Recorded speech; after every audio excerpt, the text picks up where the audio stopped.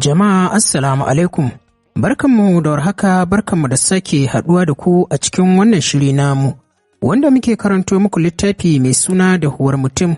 Littafin shahararriyar marubuciya wato Khadija S. Muhammad matar J. Idan ba ku manta ba, na tsaya ne inda nake ba ku labarin.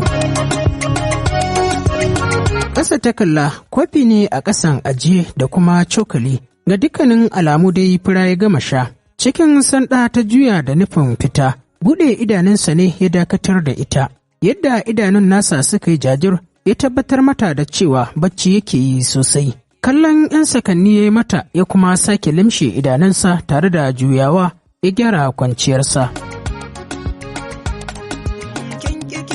To daga nan ne muka tsaya, yanzu kuma insha Allahu za mu ci gaba. Kafin mu ci gaba muna sanar da ma'abota sauraron wannan shiri namu kamar yadda muka saba a kowane shiri. Wannan waka mai suna bugun ruhi za mu saka link ɗinta a ƙarƙashin wannan bidiyo. Ga mai buƙatar ya sauke odiyon waƙan ko kuma ya saurare ta complete. Ku ci gaba da kasancewa da Algaita Media. Bismillahirrahmanirrahim.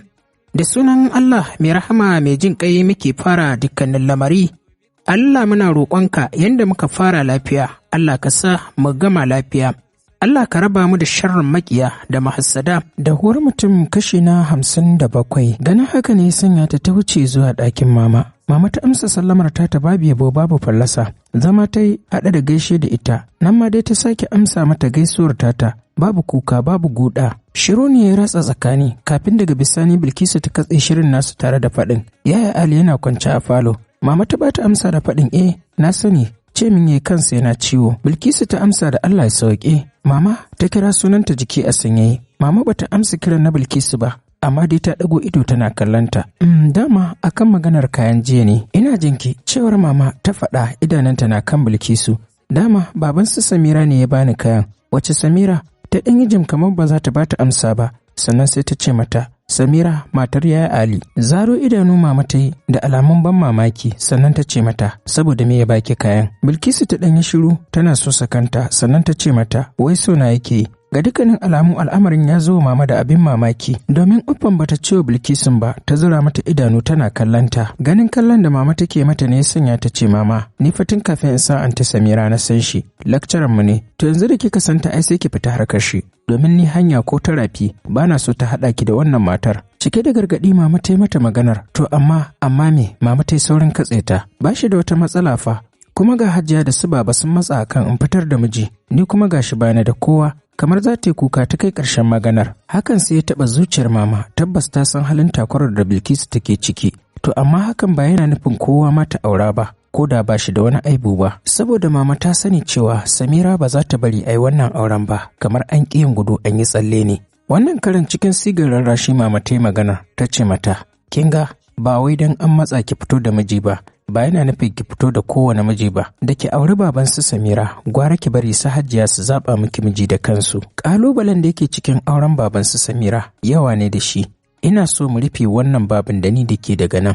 Shiru ya ratsa tsakani, kowa a cikin sa abin da yake tunani daban, kafin daga bisani Bilkisu ta miƙe tare da faɗin, zan je in ci abinci. Dama ta san hakan da ta faɗa ba lalle ne maman ta amsa mata ba. Shi yasa ma lokacin da ta kai ƙarshen maganar tata, tuni ta kai bakin ƙofa. Har yanzu yana nan kwance kamar yadda ta bar shi. Ga dukkanin alamu kan na yi masa ciwo sosai. Maganarsa ce ta dakatar da ita daidai lokacin da ta kai bakin kofa. Wannan karan ya miƙe zaune haɗa da dafe kansa da dukkanin hannuwansa guda biyu. Sannan yaya Ali ta faɗa a daidai lokacin da take ƙarasowa inda yake zaune. Bai amsa mata ba kuma hakan bai bata mamaki ba, domin ta san halin da yake ciki. Mai komin takalmina ya faɗa murya ciki. Cikin hanzari ta ɗauko masa takalmin haɗa da ajiye masa a gabansa cike da kulawa. Kamar baya so haka ya dinga zura ƙafafunsa masu ɗauke da bakar safa a hankali har ya gama sanyawa. Duk abin da yake faruwa Bilkisun tana daga duke tana kallon sa. Ya miƙe da ƙyar da rangaji ya fice daga falon. Sai a wannan lokacin Bilkisu ta miƙe daga duken da take. Da nauyar ajiyar zuciya ta sauke.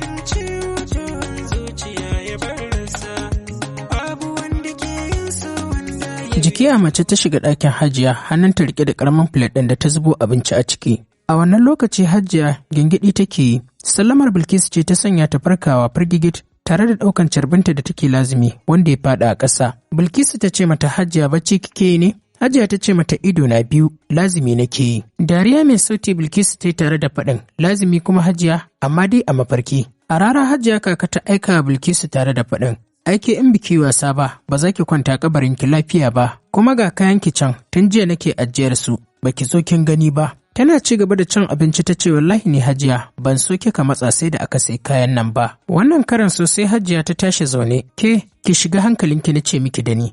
Au, in yi uwa in yi makarbiya har sai da naga kayan da aka kawo miki sun dawo, dan ganin ba a yi miki tale ko ta koma ba, shine zaki saka min da wannan sharri. Kama da mai hawa danda, ki tallafa wa ruhi, kin kuma san abin larura ne.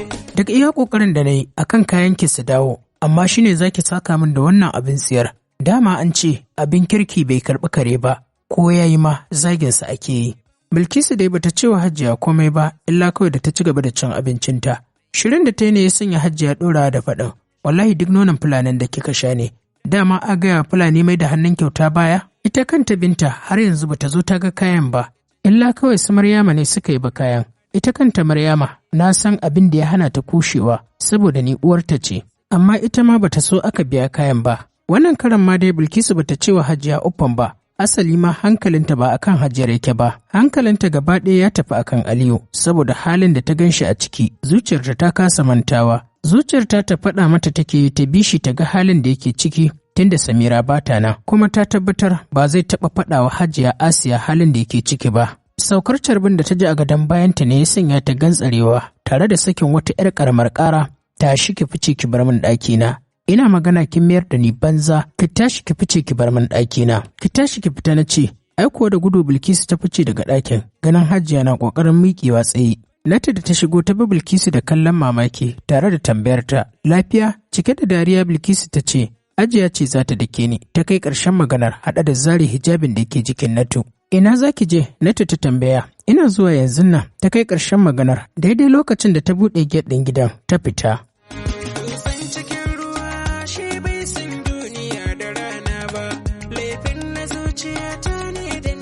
Kai tsaye sashen Aliyu ta nufa, tana zuwa ƙofar falon a buɗe, don haka bata sha wahala wajen ƙwanƙwasawa ko kuma buɗe ƙofar ba. Ta shiga falon, cikin falon babu kowa, tana tsaka da tunanin abin yi ne, Aliyu ya fito daga ɗakin Samira. Kallo ɗaya Aliyu ya yi mata, ya mayar da kallonsa akan tirisita da ke cikin falon. Da ƙyar ya ƙara suyo zuwa gurin da tirisita take kwanta, sai a wannan lokaci ne ya mayar da kallonsa akan Bilkisu. Me ya faru? Ya aika mata da tambayar lokaci ɗaya kuma haɗe da limshe idanunsa waɗanda yake jin cewa sun bushe masa a wannan lokaci. Ganin cewa Bilkisu bata bashi amsa ba, ya sanya shi ya juya mata baya.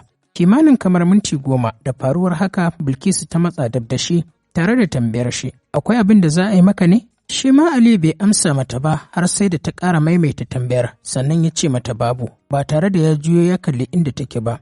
Ganin cewa ba shi da niyyar yin magana kuma bai ƙara ce mata komai ba, hakan ne ya sanya ta nufi hanyar fita da zummar ficewa daga ɗakin. Ba Bilkisu ce kawai ta ja cak ta tsaya ba, hatta ita kanta Samira da Laila ƙawarta sai da suka ja suka cike-cike a ƙofar ɗakin. Da mamaki kowa ya zuba wa kowa idanu suna kallon juna. Wani irin bugun ƙirji Samira take yi saboda tsabar masifa idanuwanta sun ƙanƙance sun yi ƙananu. Ita kuwa a ɓangaren Bilkisu ba ƙaramin tsorata ta yi ba, saboda gudun kada ta je ta ƙara taka samun ɓarawo kwatankwacin abin da ya faru tsakaninta da ita da Sef. Sosai suka shigo falon, sannan Samira ta mayar da ƙofar ta rufe tare da faɗin, Allah ya tsine wa halin ke kuwa, 'yar iska gantalalliya. Wato bana nan ko? Kai, inna lillahi wa inna ilaihi raji'un. Cike da takaici, Samira ta kai ƙarshen maganar. Sai a wannan lokaci ne Aliyu ya san da shigowarsu.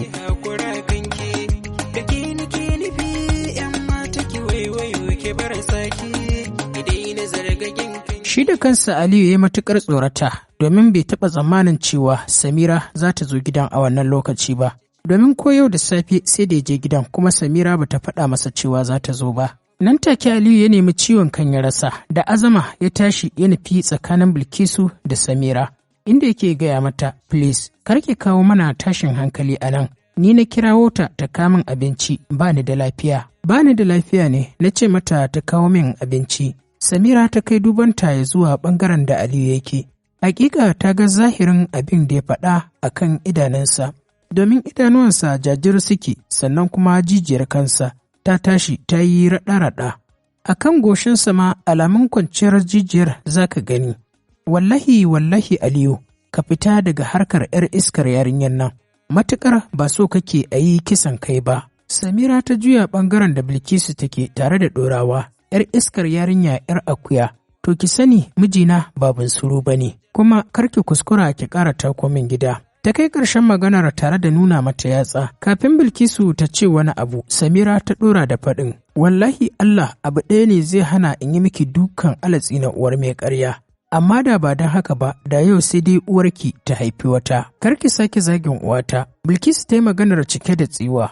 To ga kaɗan daga cikin wani littafi da muke karantawa mai suna Asila, shi ma ku neme shi domin ya ba da citta. Hada Abdulrahman na yashe a ƙasa, sai karkarwa da yake yi, sai kuma jini da yake ta famar bulbulowa daga cikin cikinsa. Tsugunnawa ya kai hannunsa kan cikin nasa, waɗansu irin kalamai yake yi, hawayen jini na ɗiga daga cikin idanunsa. Dangwalar jinin ya yi da ɗan yatsansa ya yi wani rubutu. Bayan ya kammala rubutun, ya rushe da wani irin matsanancin kuka mai sama zuciya. Bayan ya yi kukan mai isarsa sannan ya kalli matar Abdulrahman da dukkanin iyalinsa da suke tsaye, ya ce, fansa za ta ci gaba da wanzuwa har ya zuwa lokacin da ruhi zai cika burinsa. Daga haka wasu irin kalamai ya yi waɗanda ba sa iya fahimtar abin da yake cewa, sannan ya juya ya fice daga ɗakin. To jama'a, duka kuma a nan za mu dakata, sai kuma idan Allah ya kai mu mun zagayo inda za ku ji mu ɗauke da ci gaban wannan labari. Ku ci gaba da kasancewa da Algaita Media TV tare da sabuwar tashar mu mai suna farin ciki Hausa Novel. Mun gode da goyon bayan da kuke bamu.